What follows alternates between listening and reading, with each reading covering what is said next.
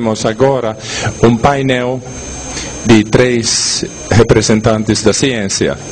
Eu queria só apresentar ou contar pouquinho sobre eles e elas.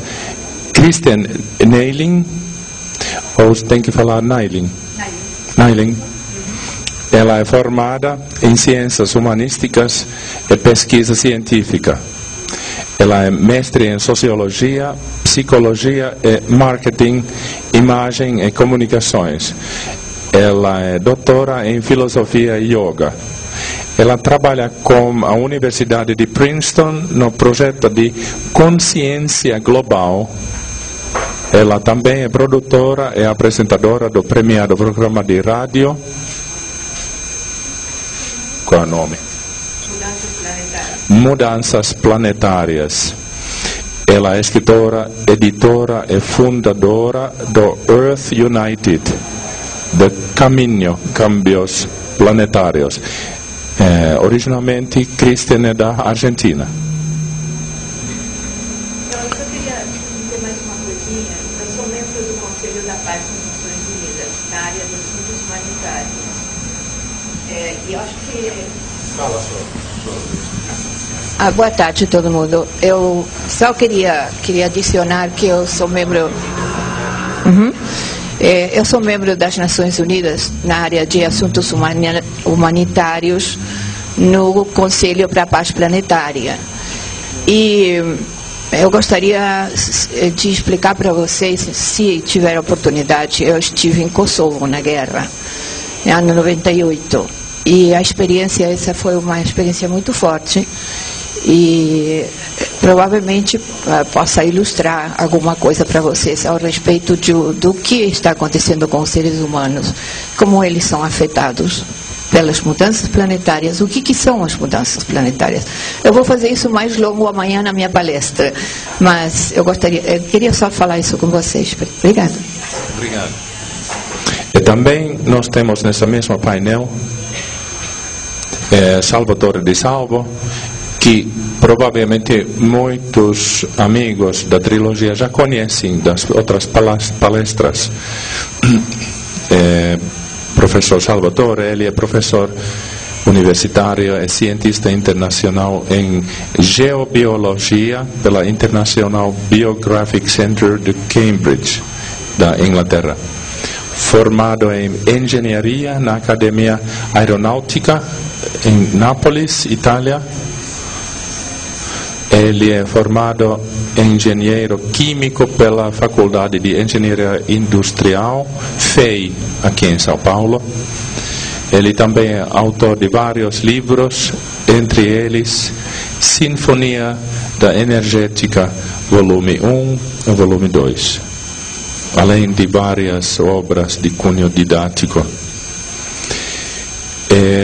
Também nessa painel, por enquanto, ausente, mas está no caminho, está no trânsito, Alexander Frascari. Ele é engenheiro da Escola Politécnica da USP, de São Paulo, conferencista internacional, professor do Instituto Quepe Pacheco, aqui de São Paulo. E também eu posso mencionar que ele trabalha com motor, Quepe Motor, com esse modelo DNA, mas ele está chegando daqui a pouco. Então, primeiro eu queria dar a oportunidade para o professor Salvatore.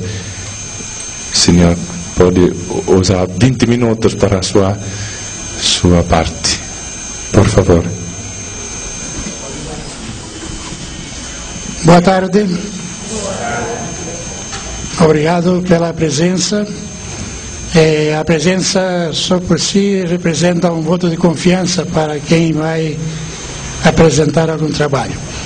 O trabalho que eu vou apresentar hoje deve ser evidentemente sintético, porque em 20 minutos mal dá para dizer, olha, tem um assunto e tchau, terminou. Mas vamos lá. O que eu gostaria de falar é sobre quais são os inimigos ocultos na tecnologia da energia livre. todo mundo tem ouvido falar ou tem visto na televisão, no cinema, algumas obras sobre a energia livre. Essa energia existe no espaço todo, em qualquer lugar, a qualquer momento, em quantidade infinita. Então, é claro que uma fonte tão grande de energia atrai muita gente, ou deveria atrair muita gente. Por outro lado, o que eu posso informar é que há mais de 60 anos nós temos tecnologia para implementar já essa energia retirada daquilo que todo mundo conhece como vácuo, que não é vácuo coisa nenhuma, mas essas energias ocultas têm dado um jeito para que isto não aconteça até hoje. Incidentalmente, posso informar que há mais de 30 anos, na Suíça, existe uma fraternidade cristã primitiva que tem uma máquina chamada Meternita, que está trabalhando há mais de 30 anos, posta em movimento apenas com um dedo, e que dali para frente está gerando cerca de 3 kW continuamente, dia e noite, e agora eles estão construindo uma outra versão maior para ampliar as instalações dessa comunidade. Portanto, a máquina que usa a energia do espaço já existe, há pelo menos 30 anos em funcionamento. Mas há mais de 60 anos que nós temos uma plétora, uma grande quantidade de outras máquinas que poderiam estar trabalhando e no momento não estão trabalhando. Por quê? Vamos ver. Em primeiro lugar, existe um monopólio do dinheiro. Na teoria econômica standard aparecem 3 classes de indústrias: o capital, os bens e os serviços. Dentro da primeira, o capital, existem 3 subclasses: o capital natural, o dinheiro corrente e o crédito. O capital natural refere-se aos bens naturais, minas, principalmente, e bens naturais que a gente encontra no mundo. Fonte de energia, petróleo, barragens, usinas elétricas, etc., que nós utilizamos atualmente, mas que já estão ultrapassadas totalmente. Infelizmente, ainda aqui no Brasil, notamos que o Brasil está se orientando para fazer mais uma grande usina, totalmente superada desde já, totalmente à toa. Nós sempre atrasados, em relação ao restante do mundo, continuamos atrasados e vamos para mais atraso. A segunda refere-se à impressão de papel moeda e bilhetes. O que vocês recebem não é dinheiro, é papel. É dinheiro enquanto a gente atribui um valor a esse papel. Mas, na verdade, é apenas papel. Nós ganhamos papel, pagamos com papel, e esse papel é dominado por quem? Normalmente pertencem aos governos.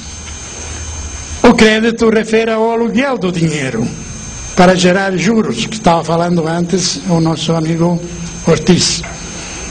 E sua extensão econômica através das contas em depósito. Disso tudo é fácil deduzir que a função energética na economia é a mesma que a do ouro, da impressão da moeda pelos governos ou a da instituição do crédito pelos bancos. E como o nosso amigo estava falando, o Ortiz, uma das fontes mais perigosas e mais atuantes são exatamente os bancos.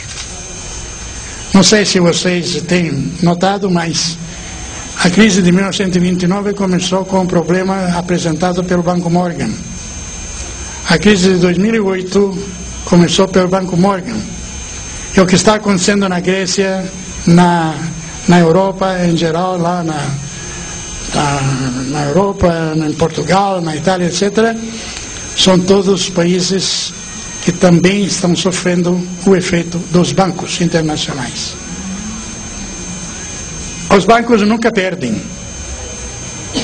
Eles atuam de uma maneira muito inteligente. Financiam dois lados, um contra o outro. Os bancos financiaram Hitler, financiaram a União Soviética. Lançaram um contra o outro. Milhões morreram. Os únicos que engordaram, os bancos. Os bancos engordaram. Você pode ver na televisão filmes de heroísmo. Infelizmente, heroísmo à toa. Só serviu para engordar mais ainda as contas bancárias dos bancos. Muito bem. Eles não têm interesse que a energia livre possa ser implementada e possa ser utilizada largamente no mundo inteiro. Por que não tem interesse? Porque não tem como poder cobrar isto, e segundo, não tem como poder renunciar a tudo aquilo que já aplicaram na atual maneira de produzir e distribuir energia. Muito dinheiro foi aplicado nisto. Não é fácil se desvencilhar disso para montar uma outra maneira de viver através de uma energia inesgotável e a custo zero praticamente. É um sonho? Não, não é um sonho, é uma realidade, máxima realidade. Eu estou estudando há tempo esse assunto, publiquei 2 livros, Sinfonia da Energética 1, Sinfonia da Energética 2, onde coloco como é que isto é feito, por que se pode fazer, mas posso informar desde já que a dificuldade de retirar energia do vácuo reside apenas na formação de um bipolo, ou seja, basta ter uma pilha, 2 polos, e isto fornece energia inesgotável a custo zero. Há 60 anos que nós temos um monte de máquinas que fazem isso e não podemos utilizar. Por quê? Porque o capital internacional impede isso. Esse é o primeiro obstáculo. O segundo são os governos nacionais. Um governo naturalmente não tem interesse que outros governos conheçam como gerar e utilizar essa energia infinita. Por exemplo, o que pensaria o Japão se a China tivesse essas possibilidades? O que pensaria os Estados Unidos se o Irã tivesse essas oportunidades? E assim por diante. Então, do ponto de vista dos governos, também não é interessante que o inimigo conheça. É interessante que ele conheça. Então, o que eles fazem? Se documentam, mas mantém tudo em segredo. O escritório americano que regula as patentes tem 4.000 patentes mantidas em segredos. 4.000. Algumas são reveladas, outras não. Portanto, a segunda força contra são os governos nacionais. Terceiro, o grupo de inventores desiludidos e charlatões. Muitos desses inventores trabalham nesse assunto, inventam alguma coisa, descobrem alguma coisa, tentam ganhar dinheiro com isso, mas depois se revela que era apenas um sonho. Então muitos desses ainda estão nesta fase, mas estão trabalhando nesse assunto, e muitos estão conseguindo.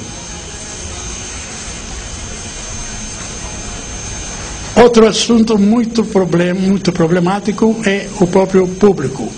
O público é indiferente.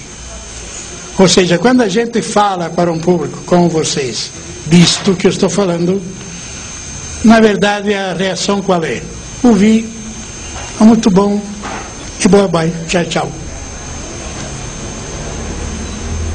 O público é o principal obstáculo, porque os outros dois simplesmente carregam no fato que muitos desses inventores não conseguiram nada, e portanto todos esses estudos são bobagem, E o público acredita, engole e fica por isso mesmo.